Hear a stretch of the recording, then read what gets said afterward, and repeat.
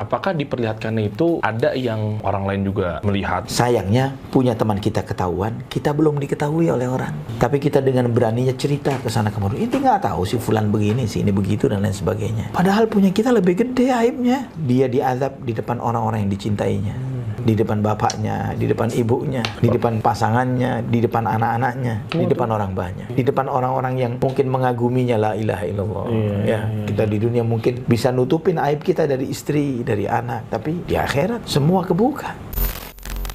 Memang terkait sama hisab ini kan ada juga yang mengatakan bahwa memang kita benar-benar diperlihatkan satu persatu apa segala macam. Tapi memang apakah diperlihatkannya itu ada yang orang lain juga melihat, dalam artian memang semuanya ditutup dulu satu persatu, tiap detiknya kan ketahuan tuh satu, ya kan? Nah, apa memang semuanya diumpetin juga aib-aib kita? Dua orang manusia, dua golongan manusia. Makanya Nabi SAW pernah bersabda, "Man satara musliman satarahullahu yaumal qiyamah."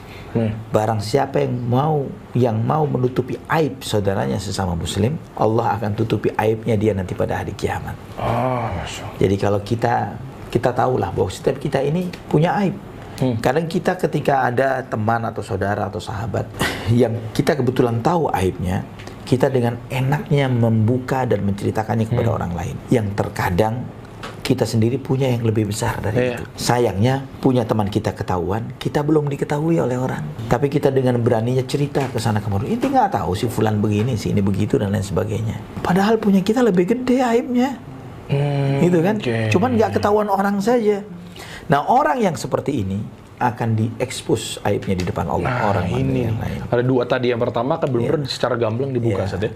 Adapun yang pandai menutupi aib saudaranya, maka Allah akan tutupi aibnya dari orang lain nanti pada hari kiamat. Ini yang pertama.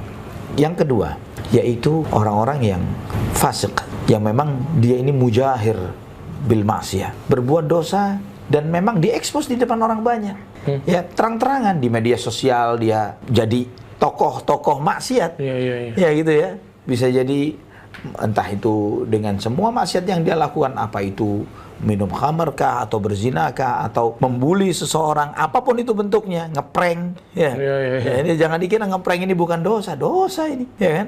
Dan lain sebagainya, mempermainkan orang lain dan lain sebagainya. Nah, ini hal-hal seperti itu kemudian dia expose di media sosial. Dia anggap itu sebagai hiburan, dia anggap itu sebagai mungkin sebagai jago dan juga mendapatkan follower, mungkin mendapatkan jatah iklan gitu. Betul.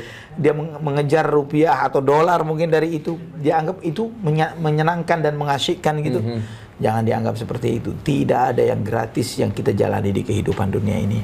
Mereka yang menontonkan, mempertontonkan kefasikannya karena di dunia memang dia ekspos, maka di akhirat dia ekspos.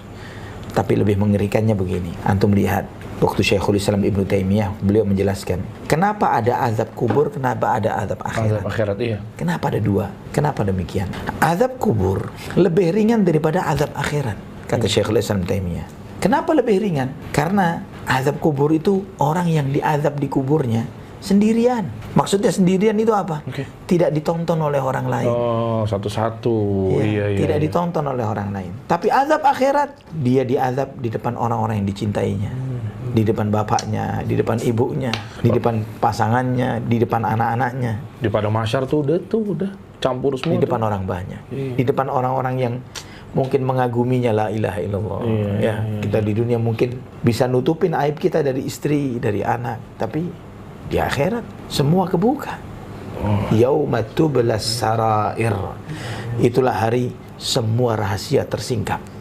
Yauma tublas sarair.